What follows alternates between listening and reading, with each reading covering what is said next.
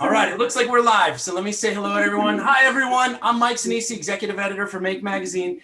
And welcome to Make's Plan C broadcast, where we've been talking to the makers and the community members who've been helping carry the COVID-19 response forward on the community side. This is what we call the Plan C response.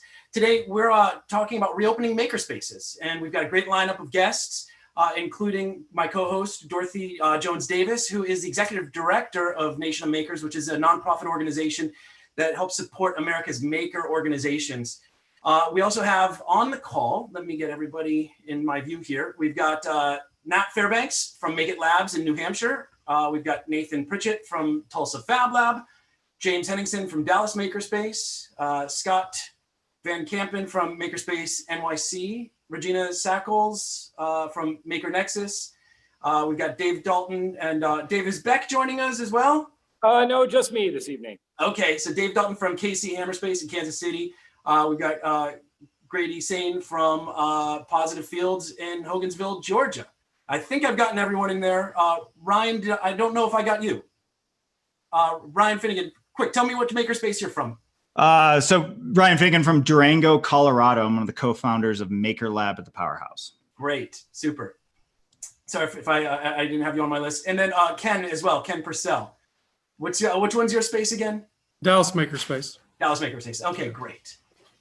Super. So really excited about this. Makerspaces make up the foundation of the Make community, and so you guys are really kind of the closest connection to everything that's happening within the community to see who's doing what and how everyone's responding and help organize these groups and drive a response. So I appreciate all of your efforts, not just through the COVID-19 stuff that we've been dealing with, but through the years that you guys have been helping create this fabric, this maker fabric that's so important.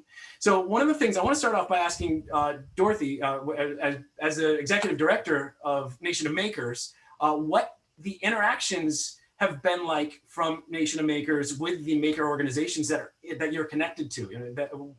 And specifically thinking about with COVID-19 and since we're talking about reopening on the reopening side.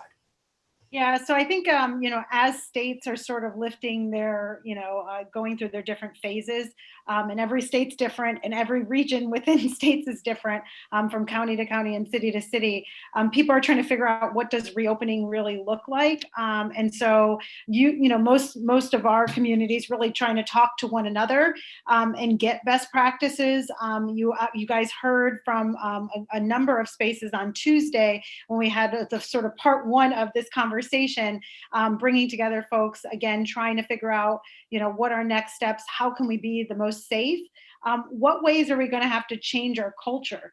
There was a really great conversation, if you guys caught the Tuesday call, really to talk about, there's a lot of things that we're used to doing, not just handshakes and high fives, but also, the frequency with which we wash our hands, and, are we wiping down tools and equipment?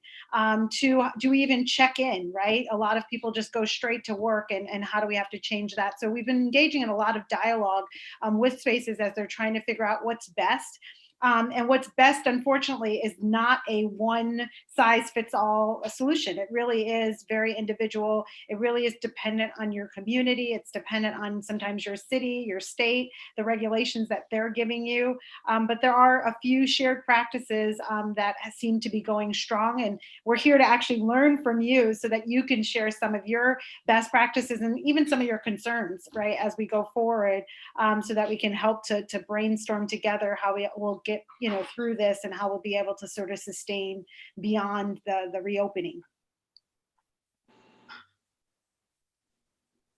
Oh, you're still. Sorry, I pressed the wrong button. Yeah, absolutely right. And what a crazy time it's been. One of the things that it's thinking about this from the makerspace side, and I mean it's affecting every part of our lives. This morning we had a 2-hour long call with our school, my kids, trying to figure out, what goes on for the summer, what pieces are being implemented going into the fall when actual school really starts. But let me ask this question to everybody, just maybe a show of hands. Which of the makerspaces that you guys are connected to, who tried doing Zoom as something to help get you through the shelter-in-place pandemic. Was that anything that that like Zoom classes or workshops or?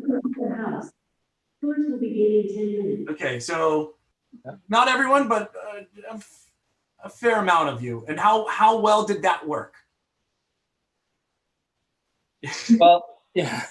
So that sounds familiar from from a parenting side and the school side. Yeah. So I think it's probably the best thing that we had to try to get started with, but it's a tough one. It's a really tough Mike, one, especially being thrust into it so quickly. Yeah, Mike, one area that we did find it very useful, and actually, since we have an enterprise Google account, we use Google Meet instead, but in conducting our board meetings and our committee meetings, it was very effective. This happened to hit right during our elections for new committee chairs. So we did find the video calls effective for keeping that part of the business continuity. Yeah, that part. I mean, on the make side, that's been good for us as well. And we've tried to provide a number of different ways for people to stay involved with everything, including these Zoom calls that we're doing right now. So, okay, next question. And this is something we were talking about right before the call started off, but which of your spaces are open right now? And you can just do it again, show of hands. So I see kind of a half over here. Grady, you're not down in Georgia. Brian's not, but the others look like you kind of are. Interesting. So more than I expected at this point. And I guess my question from there, and Dorothy, I'll let you jump in as well, but what has that reopening been like? And you know what I'll do here? I'll start off. I'm going to go down from my list here. So Nat, how about I start with you in New Hampshire? Sure. We just reopened on Monday, so we don't have a very long track record, but we already have members showing up and using our auto lift and trying to work as normal. But we're still fine-tuning the details, and this weekend is really going to be the big event because that's when most of our membership will be interested in coming in. We'll see how our reservation system and our check-in system works. Good luck. And then at Tulsa, the Fab Lab there, and this one actually, it's kind of an interesting one to me because there's also, without trying to get into the political side of things, but Tulsa's in the news lately, and I follow this pretty closely because my parents live just outside of Tulsa. So. Yeah, yes, we are in the news for good and bad reasons sometimes. So we've actually been open for several weeks now. Oklahoma lifted their phase 2 restrictions back in the middle of May. And so we've been open since May 19th. We really had to. It really wasn't a decision of if we would. It was really a decision of how we would. As a lot of makerspaces, we support a lot of entrepreneurs and businesses. Some 60% of those are sole proprietorships. They're single people, and they just had to get back into using the lab, and we had to make that available. We've done everything you can imagine. I think the part that really kind of took us back that maybe doesn't get talked about a lot was just policies for reopening and going through the different scenarios. So asking our employees, if you have symptoms, what do we do? Is that a situation where you stay home or you isolate? If someone's been tested but they don't have the results back, what do we do?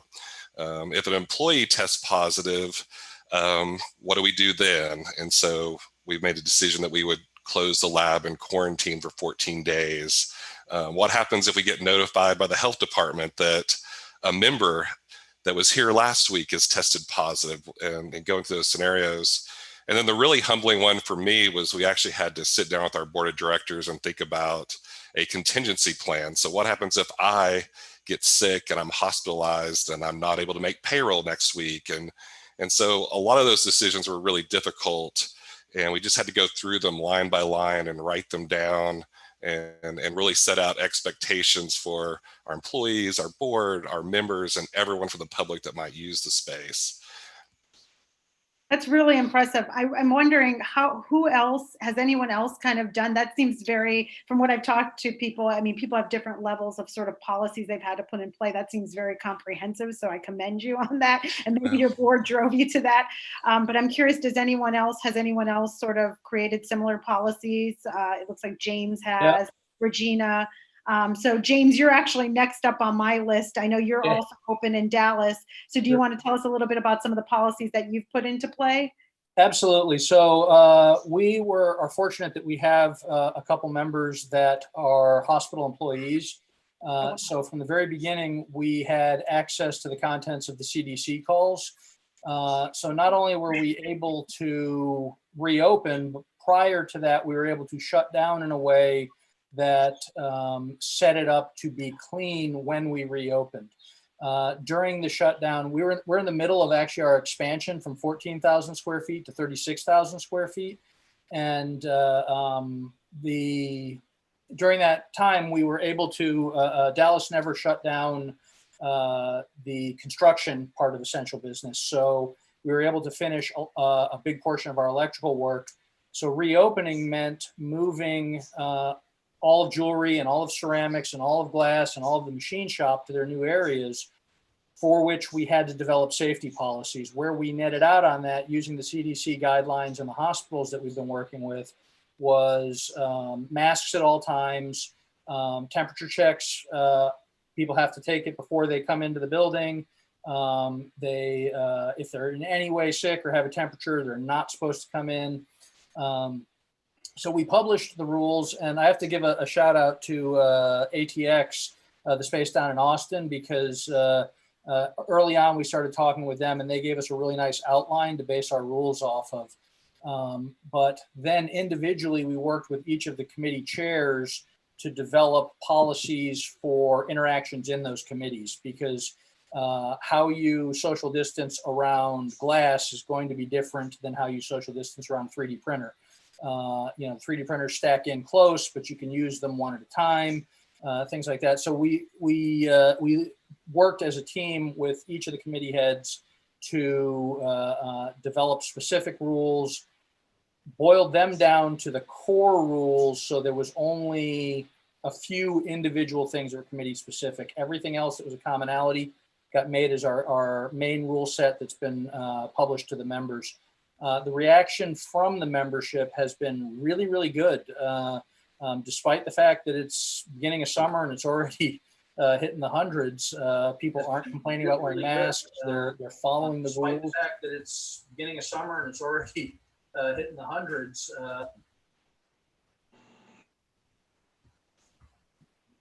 Thank you, James. Sorry about that. I think we had a little bit of back chatter. So Regina, you're in Sunnyvale, and you also just reopened. Can you tell us a little bit about what's going on in California and some of the policies that you've put into play? Oh, you're on mute still.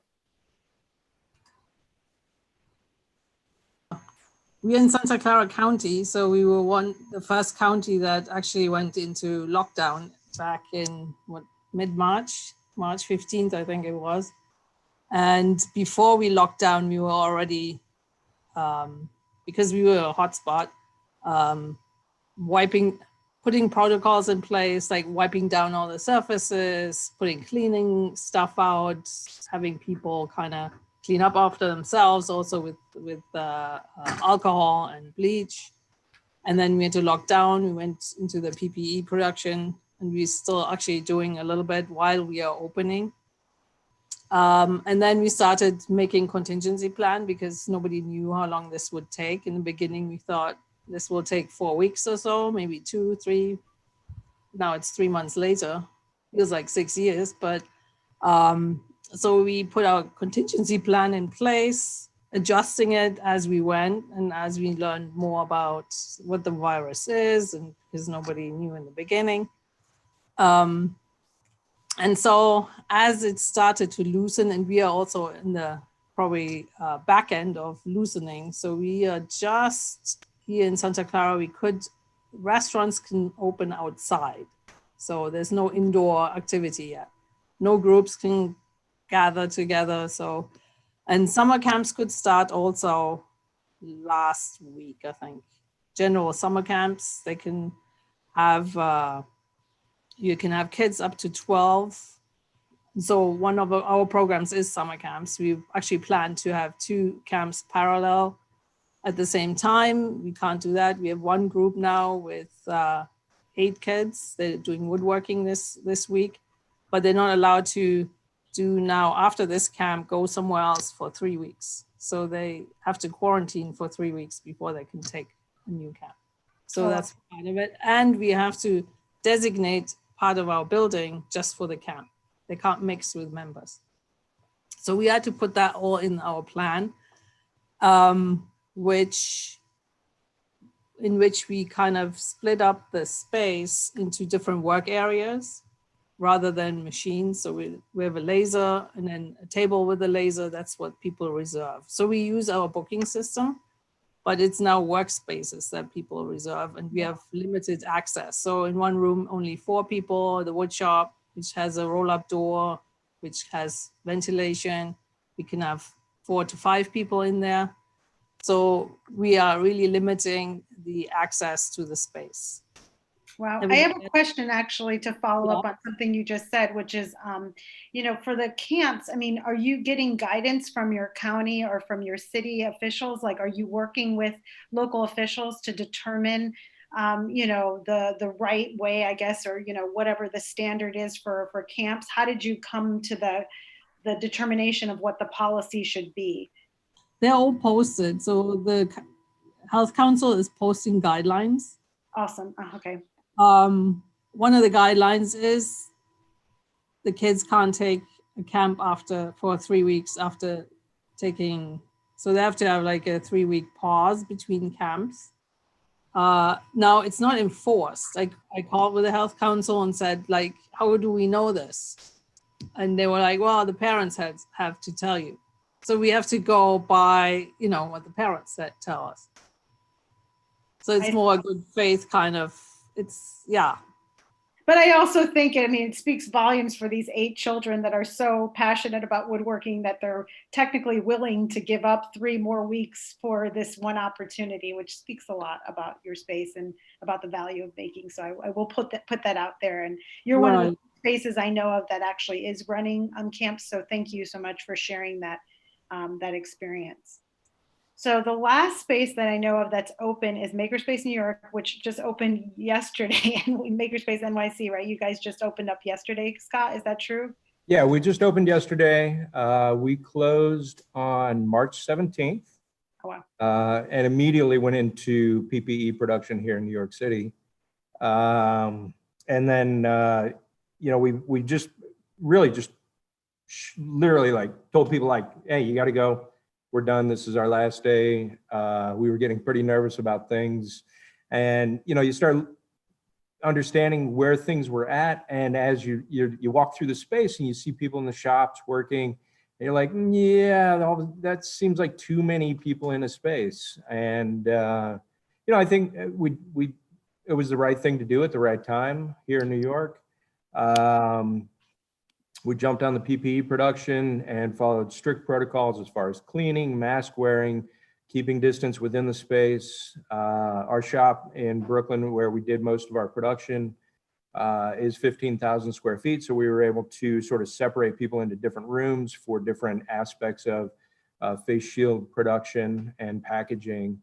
We did kind of going through the last few months, we were hosting Zoom meetings with our members, which was just a great way to check in with people and see how they were doing and give them updates with where we were at and thinking about how we're going to get back to work. And similar things, we've gone through and revised all of our sort of protocols. We've figured out how many people per room. We've put up signage.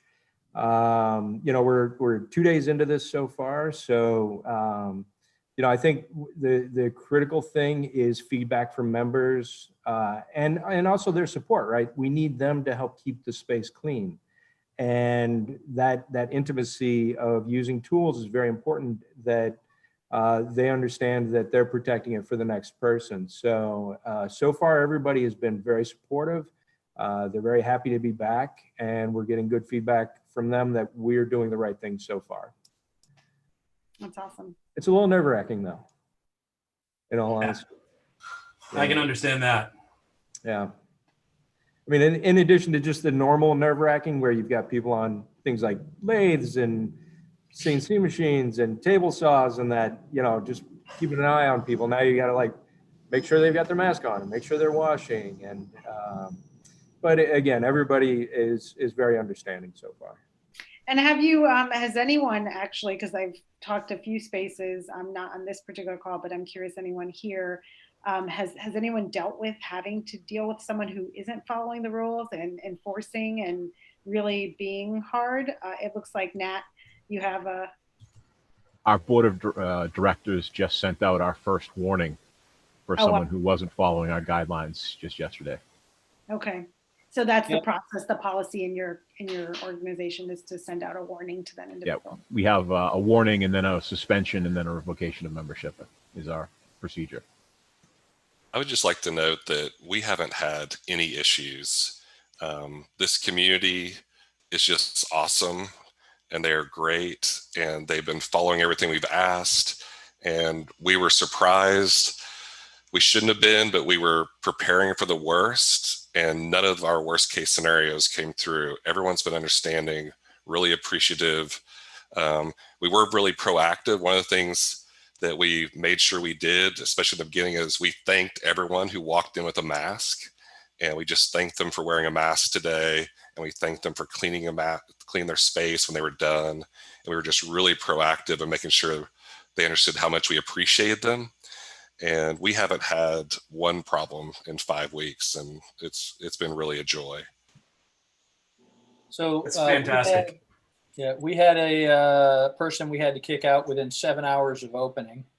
Turned out it was not a member. It was a guest of a member who was wearing his mask on his head. And every time somebody would say something, he would act like he was putting it on and then not put it on. And our members self-policed. They saw this and they addressed it.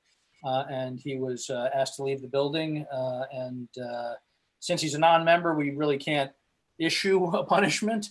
But very proud of our membership in the way that they took it seriously and self-corrected that guy out of the building. And was the member associated with that guest? Okay. I mean, I'm just curious. Like I'm thinking in my head, how's this playing out? He's the one, when the guy started talking about his constitutional rights, he was the one that's like, you have to get out. Oh, that's awesome. So he kicked his own friend out. So that's, it shows how serious people are taking it. Yeah. Yeah, we're not allowing any outside public in the space at all. No guests, no tours. Tours we're allowing if it's a potential member, but no, just hey, I want to check out the space and see what you guys do. None of the superficial tours, and the members are not allowed any guests right now. That makes me wonder. So, Dave, you were talking a little bit about a blue apron and a red apron system. So you've got sort of a different grouping of members that some have access and some don't. How do you put that together and how's it work? Yeah, so that's been something that we've been trying for a long time here at the space, which is rewarding people who demonstrate an ability to be community members with more privileges. There's the basic privileges that everybody gets to come in when staff is guaranteed here to help you, learn how to use a new tool or whatever. But for those evening hours where the staff might be gone, that's the domain of people who have demonstrated competency, who aren't going to be a problem, who are going to follow the rules. And so we already had a system in place for elevated, privileges for folks who have been doing a good job at following all the rules. So they were a natural look for us when we started looking at reopening, to start with the people who we have already established have, good decision-making abilities. And so that was that's kind of a natural around here. So we're starting with that, and that lets us elevate the status of people who need to come in who have a reason to come in and get something for a business purpose done, who understand that, you know, the social activities that we normally do here that we all miss so dearly are going to have to take a back burner to necessity and social distancing and just, you know, following some rules that make it possible for us to still do all the other things that we're currently able to do under these rules.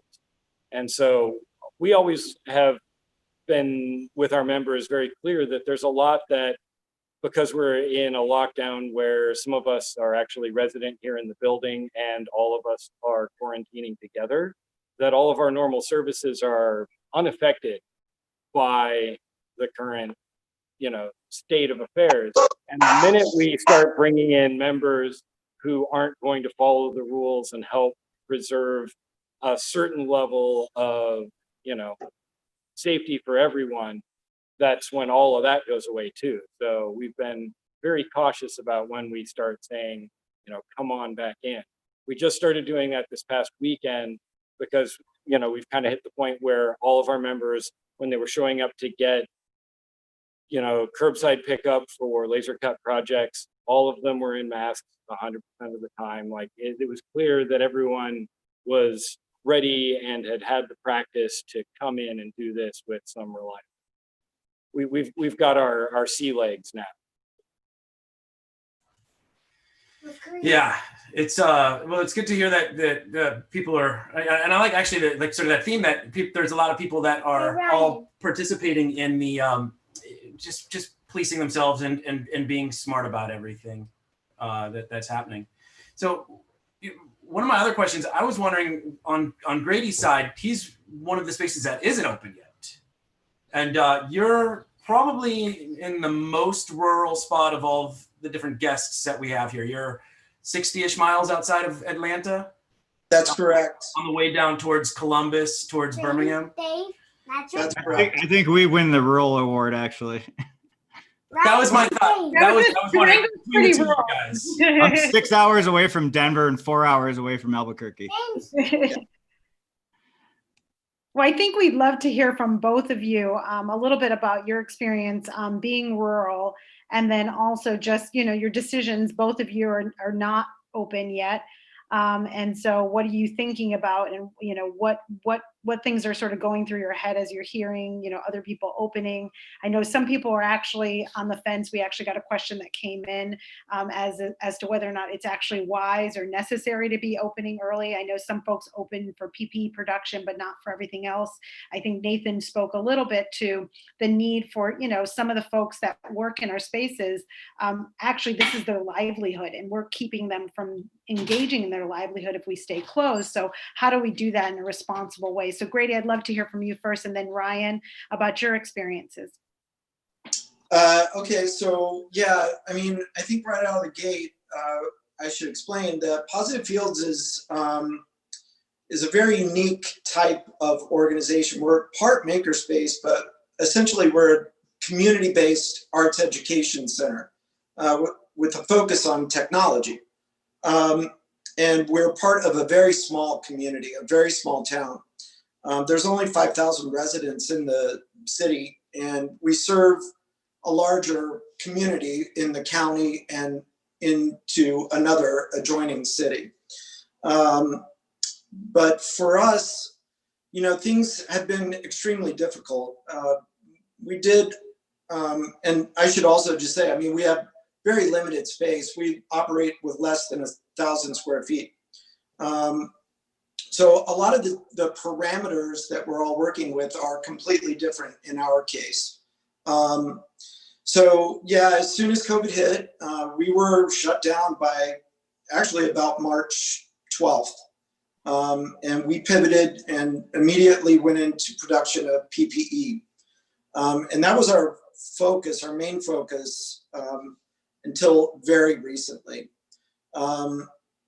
We've been watching very closely, not only the political climate here, but the guidelines for opening, but also the case numbers. And I'm sorry to report that we're actually just not in a position to be able to open right now.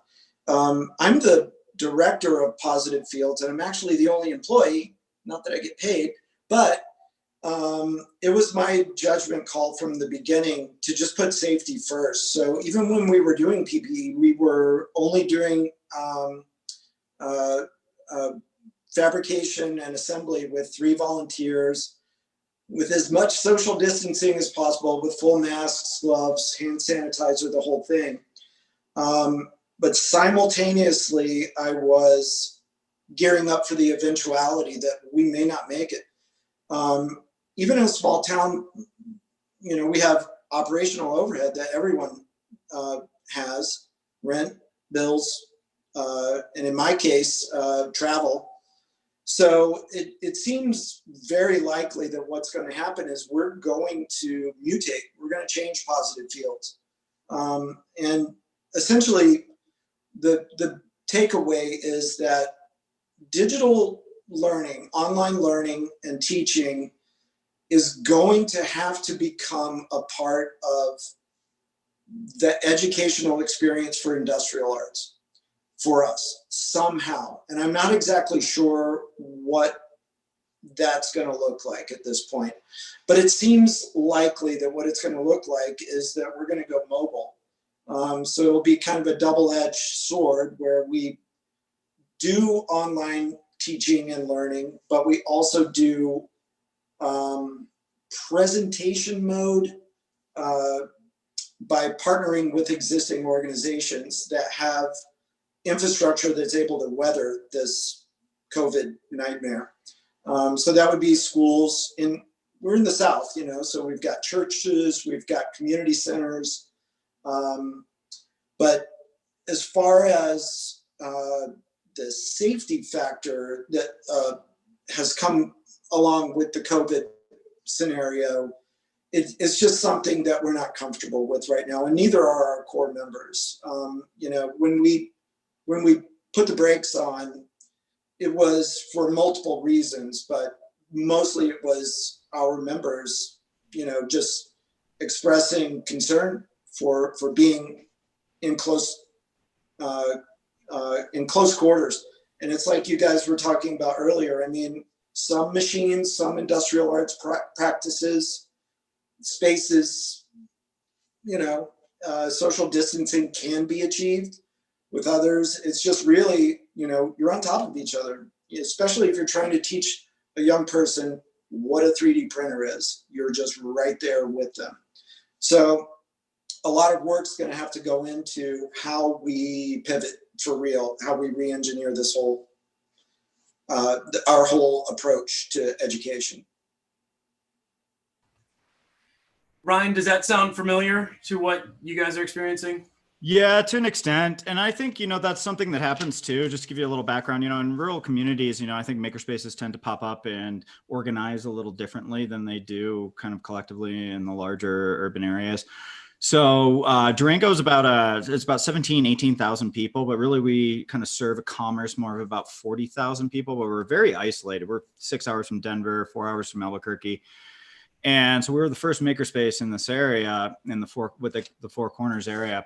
And so same thing, mid March, you know, we shut down, we went into PPE production. We actually ended up growing pretty fast with that. And at one point we were managing over 600 volunteers. So for a little tiny town, I think it speaks a little bit to Durango as a community. And we ended up producing a lot for about 5 area hospitals. So to say that we're closed, like during that time, like it was probably more active than it generally was. We got, you know, assigned, you know, essential service status and stuff. But yeah, we were closed to members and member projects unless they're involved in the PPE project. And yeah, the challenges that come along with a situation like this, like we've all talked about, you know, all the added operational costs of just the disinfecting and all these kinds of other things. So as a co-founder who did this mostly as a volunteer, I actually became the director about 2 years ago. But in the interim, after the kind of PPE efforts kind of wound down, we actually eliminated my position as a part of our means to cut down our costs. So we had really concentrated very heavily on this idea of building a culture and really making our organization member-owned, member-operated, member-run. We have a very active member council that we kind of had always, you know, been making a lot of the primary decisions about the space and things like that, but really enacted that kind of system, if you will, so that we can now just operate with really limited overhead. Now, we are also very unique in the sense that we are partnered with, so we were a separate organization. We partnered with our local science center, the powerhouse. And so that's like your science exhibits, you know, and so we already had all the insurance to do youth education. So we're very youth education oriented makerspace too, kind of all around, you know, we have our entrepreneurs, we have our, you know, all of that, but we do summer camps also, like Regina does. And so we do that kind of thing. So we are launching those, but they're different. It's more cost, you know, prohibitive. There are a lot of grants. We applied for Colorado COVID kind of response grant, both a few of them for our PPE efforts, and then some just for a kind of rebuilding or restructuring. So I think there is a lot out there. I do sit on our local county economic recovery task force, and that's kind of just a group of the community leaders that have gotten together to help interpret the public health orders that are coming in from the state, and then also come up with innovative strategies for how do we do this and stay open and make sure that we have a proper mitigation strategy to keep the R0, you know, level down, and then do this creatively, because, you know, businesses need support, and it's a community-wide effort. And I have to say that, you know, and hearing all you guys too, like, yep, we snapped into PPE production, seeing the collective effort around the world, and what is it, like some 12.5 million pieces of individual medical. It's amazing, you know, to see what the maker community did. And it speaks a lot, I think, to the core of our culture. Yeah, so speaking of support, who else? I mean, I'm curious how many people have received some level of support, either the PPP coverage that was coming from the federal government, or just a show of hands. It looks like Gina. Did anyone else? You know, okay, so it looks like a fair number of you were able to get some level of something. James, you look like you have not possibly been able to get any of that that funding and support. We of course encourage people, but we know that it was trying to get that money. It was not an easy process, as though it would, as no one would seem. I'm also curious, Ryan, to follow up on something you said. I mean, you said you had over 600 volunteers, and I'm curious, you know, this is a question I've been curious about in general. So we've had these enormous efforts around PPE. In some cases, it was just members, and actually a very select small number of members that were working on the PPE. But in other cases, like your example, you got a ton of other people that normally may not even know that you existed, right? So has there been any translation of those people, or do you expect that there'll be translation to, has anybody said, I'm going to join the Makerspace now, or now that I know that you exist, I'm going to become a member? Has that happened for you, Ryan? Or it looks like for Nat it has. Yeah, it has. We have a lot of inquiries, and that's why we're taking our time in opening too. We want to open right. We are, like Grady, a small makerspace. When I hear you guys, the big cities, and you guys are like, yeah, 20,000 square feet. You know, we're just under 2,000. It's tiny. And when we had the 600 volunteers, that was all happening in like a distributed manufacturing type way. Good. I was getting worried. It was not happening in our facility. We were just coordinating, and we do have the powerhouse too. We have the science center side, which we converted also. That's another 3,000 square feet. But yeah, I think we have, I mean, we've been on the front page of the paper every other week, and there were a lot of people, had heard about us for the first time. So I think that's really good. And I think it's been good exposure for the overall maker movement. I think even nationally, I think there's been some national exposure with that. Now, that being said, business model wise, it's still tough. Like when we look at what it's going to take to have a scheduling process in place, X number of people in, you know, we were building this very open culture of like, this is yours, come in, you know, now really avoiding institutionalizing it too much, you know, not a lot of bureaucratic structure, letting it self-organize. And when you can't do that anymore, I think that it's going to challenge a foundation of a lot of makerspaces, because that's kind of what we were trying to not be always. And that makes it hard. Yeah, it's definitely a culture change for all of us. I think, on the last call on Tuesday, there was a lot of conversation about signing in, right? And how do people register and for contact tracing, right? And making sure that we know if someone got ill, who they were in contact with, who used the same equipment. It's just a lot of extra bureaucracy, to be honest, for our community in particular. We We're don't not like that. We we don't don't like like rules. that. Yeah, we don't take kindly to that. And so I think, it is a very big culture change. And so it is hopeful to hear of those of you that have opened, kind of how that's been going, and, understanding that people are, for the most part, compliant. I think it's because it is public health, right? And nobody wants to be the person that brings something home to their child or their family member, their loved one, or even themselves, right? So I think, it is a very serious issue. And unlike some other culture change that is more optional in some ways, or at least perceived to be optional, I think this is one that is serious enough that people see or know someone who got really ill and maybe realize the seriousness.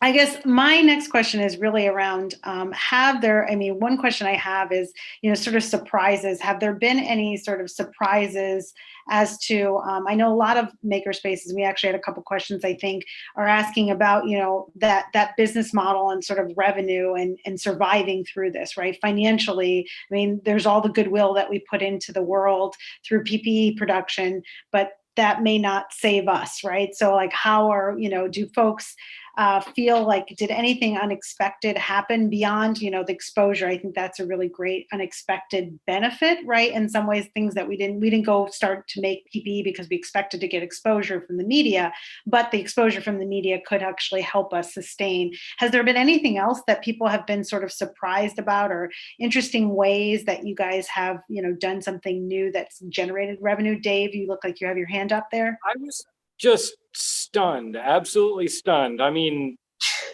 That our membership almost universally has all kept up their membership dues throughout this 3 months, which we've been doing what we could to make, video classes and show them the updates on the PPE, but mostly we've been focusing on doing major infrastructure upgrades and improvements on the space here internally, since the staff has been able to be here and fulfill those other orders. So we've been keeping people excited by making their eventual return so much more glorious than it was when they left. But that can't possibly account for the level of goodwill amongst our memberships. We've practically lost nobody. We've had a couple of people who just signed up when we were doing PPE out of, I used to be a member, and hey, how can I help out? And we say, get a membership. So I have been stunned by how well everybody has stepped up and just really been super understanding. And now that we've been open for half a week, we've seen 2 members the entire time. They still understand that we're, the world is closed at the moment. And, that we're open doesn't mean that anything is better. And I think that's amazing that we have such a well-informed populace amongst us. It's been really, really surprising. That's very cool. I'd like to echo that. So we've had the exact same experience. I just ran a report today just before this to kind of know what it was. And we've only lost 20 members out of about 400 since that mid-March. And we haven't sold a new membership since then. And even though we're open, we're not onboarding new members. And we probably won't open up new member sales until at least September. And so we are the same way. We were we expected the worst, and everything was amazing. And so they definitely support us, and they know how valuable we are, and they believe in our mission. And we've been really grateful for that. Yeah, I can second that. So we lost a few members because, well, we live in one of the most expensive areas in the country. So people moved away. They lost their jobs, they moved away. So a lot of members, we lost maybe 20 out of 200. We were just at 208 when we closed, and we are at 180 right now. So we lost some, but we also had people sign up. So we had 650, maybe 700 volunteers helping with the PPE effort. A lot of people 3D printing, sewing masks. And during that time, during the last 3 months, although we were shut for members, we gained, I think 2 or 3 people signed up.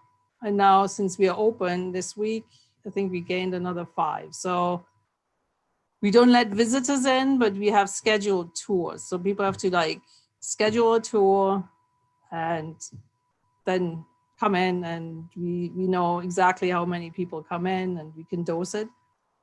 And I think we have 10 tours scheduled within this and next week. So the interest is really high. So I can see what a wonderful membership we have. People stick with us and they volunteer and they donate. Even not only do they pay their membership dues, but they even donated towards the PPE and towards other things. So it's really amazing. Yeah. So I wish I could say we had the same experience at the Dallas Makerspace, but we had probably about 2,600 members when we started the lockdowns. And we've had some pretty significant attrition from that. And by far, the number one reason reported is unemployment. Our core demographic of people got hit pretty hard by the layoffs around Dallas. And in light of that, we are honoring old rates for the most part for people that rejoin if they left because of this reason. But we're also taking the opportunity to sort of reset our marketing and take a little bit different approach to recruiting. With the goodwill, as you mentioned, from all the PPE production that we've done, with the connections we've made with the local hospitals, and with the local emergency services as well.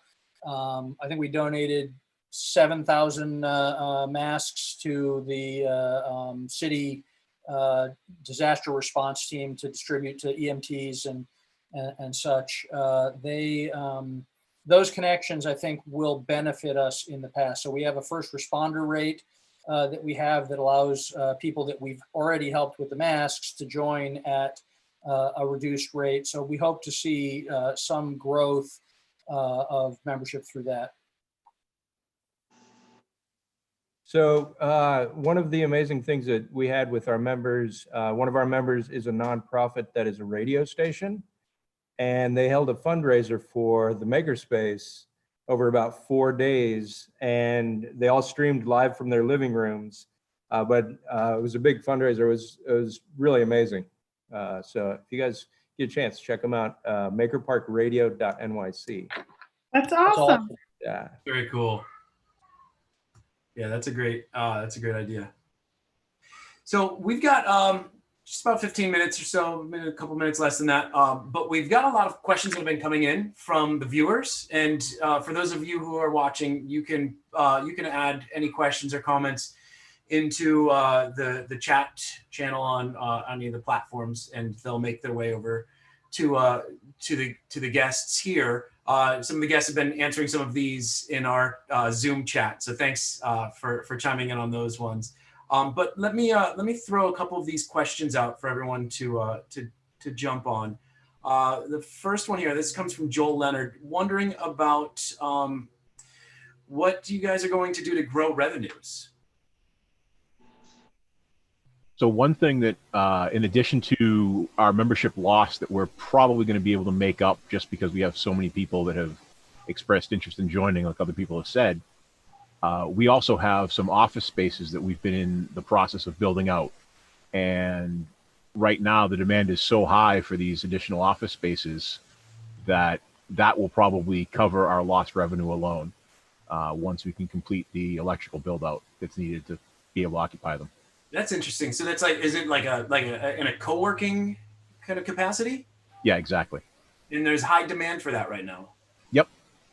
We have about 10 spaces that are open on the second floor of our building that we just rehabbed. And back in March, we had a couple of people that were interested, and now all 10 of them have people, and we have a wait list. Oh, Wow. okay. I think it's probably actually, I mean, I've heard that a lot of co-working spaces have limited the amount of space because they're trying to do social distancing. So I think there are less people in co-working spaces. So everybody that some people may be losing their desk, right? And they need to figure out other solutions. I think that's a really smart idea. So I guess a question of follow up with that though, are you, what things are you doing? I mean, obviously when you first probably embarked upon creating those spaces, you weren't thinking about COVID, but now you have sort of this social distancing and just making sure, are you doing anything special now with creating those co-working spaces that you weren't doing before? Well, we have significantly modified our HVAC system throughout our building. So that's partially going to deal with it. But I think mostly it's going to rely on the fact that our co-working spaces are roughly big enough to maintain social distance, as well as we're still requiring everyone to wear masks even in the co-working spaces. Awesome. Yeah. I'd like to add that we're already seeing a great deal of interest in some of our programming, especially around workforce as well as businesses. While education is certainly hurt right now, and we're doing basically our entire city is committed to a virtual summer. We're actually expecting and starting to build up this anticipation that our lab is going to be more important and more valuable to our community in 2 or 3 months than it was 3 months ago. And so we know that when people lose their jobs, they will make jobs for themselves. And we also know that they'll need to reskill. And so makerspaces are high value skills. And we're kind of ramping up and looking forward to, we may need to expand certain programs. And so where we may lose in one area, we may be gaining in another. And so we're just starting to get that sense of what that's going to look like. And regardless of COVID-19 and kind of what it creates in the short term, I actually expect that the long-term outlook is going to be very good. Yeah, so to echo what Nathan said there, Dallas Makerspace has been around for over 10 years now. And through the last recession, Ken would be able to speak to this probably, we saw growth through the last recession for those exact reasons that Nathan's pointed out. Ken, do you want to chime in on that? Yeah, actually somewhat the timing for some of this is actually benefiting us in that since we were closed, we were able to continue expansion. And so when this all hopefully passes soon, we're hoping fall, of course, we'll have a lot more space for people to socially distance and have a lot more separation between different areas or activities. But it's also allowed us to finish out work that is kind of difficult to do with the members in the way wanting to use the wood shop. You can't really just shut down the wood shop to expand it or add tools or configure stuff. So we're trying to make it work for us the best it can so that when we finally are truly running along and expansion is finished, and we'll be able to attract more members. And part of that will bring back some small businesses. We had a lot of sole proprietors running either woodworking businesses or electronics businesses or 3D printing businesses out of our space. They've had to find different avenues to meet that in the meantime, but hopefully that once this all starts to recover, the makerspace will be able to attract that member back. And now we'll also have more space for them to work, new tools and all those kind of things. So if we were still pre-expansion as our original size that we had, I don't know if we could really have survived. There's just not enough space with all the stuff we had stuffed in there to really have people to be able to work and separate out. So now that we have this additional space, I think once everything comes back, we'll be in pretty good shape. We'll have to see how the membership comes back. We did have a significant loss, but a lot of it is like James was saying was due to jobs or moving and stuff like that. So really was very few that were just saying specifically it was because of COVID and, they didn't want to pay their membership during the shutdown. So we've had a lot of members that really have continued to pay for several months while we're closed without any access. One of the things that James and some of our IT people did is made sure we had online tools for people to use. We got Adobe Cloud access for months, Skillshare access for months. I think that helped keep a lot of people kind of busy learning new skills for that when they come back to the space, they'll have some new hobby to take on. So that's smart. Yeah, we'll see how it goes. Yeah. One other question from Steve Bellevue, wondering how much marketing has been done through virtual teaching that you have done. Any thoughts on that?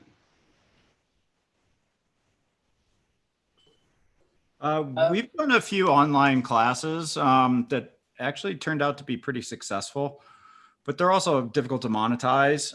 So what we did is we did with kits, and you'd come pick up the kit, and then it was having an educator go through. It was an Arduino tutorial, and that worked out pretty well. We did some advertising behind it, and it worked out well. But we've really held back again. I think there's such a difference between these bigger city makerspaces, and I think these smaller urban ones are going to have a tougher time. I think we're going to have a hard time making it through this. But in doing so, we got to leverage the culture. We have to it's about cutting costs, because driving more revenue is so tough. I mean, same thing, like we had 120 members. I think maybe we lost like 20, 25, so maybe 85%, 80%, something like that. So it's not too bad. And we gained like 3 members through it because of our PPE efforts.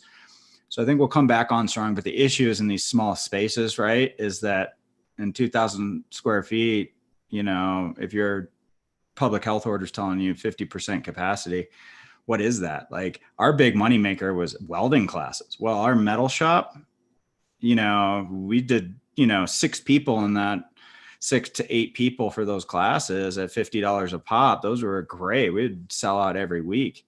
We can't do it anymore.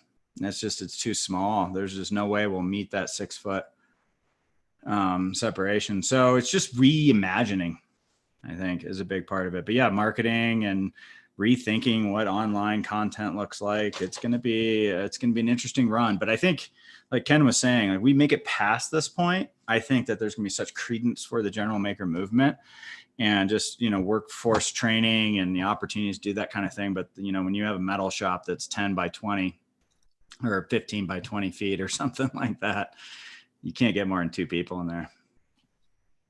Yeah, I can see that being very tough.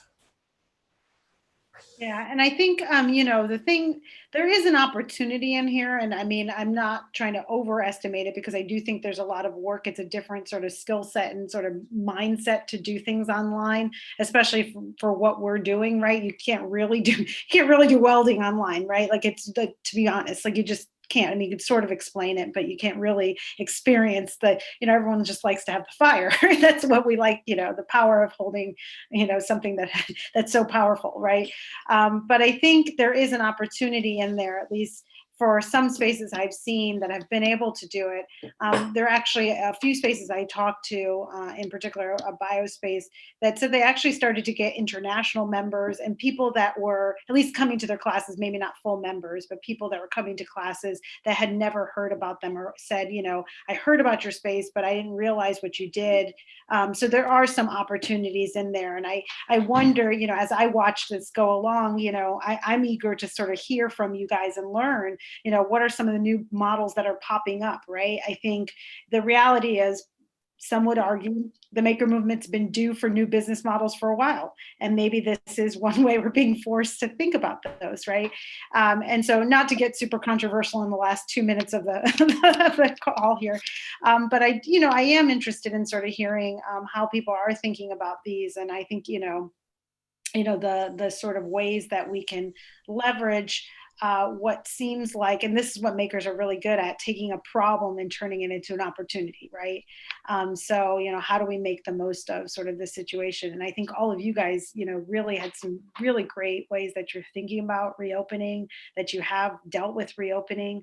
I wonder, for folks, I'm always interested in sharing resources. Of those of you that are open and have policies, are you guys willing to share those policies? I know you've been sharing with your members, but would you be more willing to share with some of the community if they wanted to seek? Usually people try to find people after these calls and see if they're willing to just, help out a little bit to, share with a like space. So if you guys are interested, I guess, maybe let the audience know so that they're aware. And yeah. So our rules are published on our wiki publicly. Awesome. And I'll share that link out in the chat right now. Thank you, James. Yeah, so on our wiki and website is all the information. So we are only open since April last year. So everything, how to open a makerspace, we want to share everything. We share classes, everything is Creative Commons. so people can duplicate and go and run with it. So on websites, Maker Nexus website, wiki, you can find everything. And also the files for the PPE, how we did that. Actually, I want to make a playbook, how we pull that off. We shipped over 50,000 face shields. So that is, I have to pinch myself how we did that. So yeah, it's all out there. That's amazing, Regina. Thank you for sharing. And I guess, I don't know, Mike, do you have anything to wrap up? I was going to say we're at the hour and I wanted to thank our panelists, but I, of course, want to thank you as my co-host and hear if you have any final words or last questions. Well, I just want to say thanks to you and thanks to everybody that's been participant in this conversation today. Really interesting stories and exciting moments with with reopenings that are a few days in or imminent. So thank you very much and good luck with the next phase as everyone moves forward. I also want to say to anyone that's watching the broadcast, thank you to those who have helped support your local makerspaces by continuing your membership or by getting a membership. If you want to continue to help support, I think that one of the great things that came out of this conversation, hearing about how many people have maintained their memberships or signed up for new ones. So please look up your local makerspace. Some of the participants here count for that, but there's makerspaces, there's thousands of them. So there is a local makerspace near you. Find it and help support it and help keep making moving along. Make has a membership program as well. If you go to make.co, you can help contribute to this bigger conversation. Same with Make Magazine, which our newest issue is about the makers at these makerspaces who have been helping build the PPE that's helped keep the healthcare system moving through these last few months of craziness. But other than that, I just want to say thanks again, and I look forward to hearing how this the conversation continues from here. And the only thing I wanted to add on, I just noticed in the questions, there's a question that's about the increasing diversity of membership. And actually, I've been talking to Dale and the folks over at Make, and I think we're going to have some conversations coming soon about race and ethnicity and diversity and inclusion. So look forward to those. It may be beyond sort of the scope of the Plan C calls, but we might have some other community conversations. Actually, I know we'll have some other community conversations coming up. So just look forward to those as well. We again thank you all for being here. Thank you to all of our panelists for your time this evening or this afternoon, depending on where you're located. And just wish you all the best. And please do reach out to Make community as well as Nation of Makers with your tips and tricks and best practices, and also with your pain points so we can help you walk through them. So thank you everyone for joining us tonight, and we'll see you next week. I'm not sure what the topic is yet, except it will have to do with Plan C. So we'll keep you posted. Obviously everything gets updated right on MakeSign. Yep, we'll let you know. But thanks again, everyone. Have a good night. Great, thanks. Thank you. Not everybody.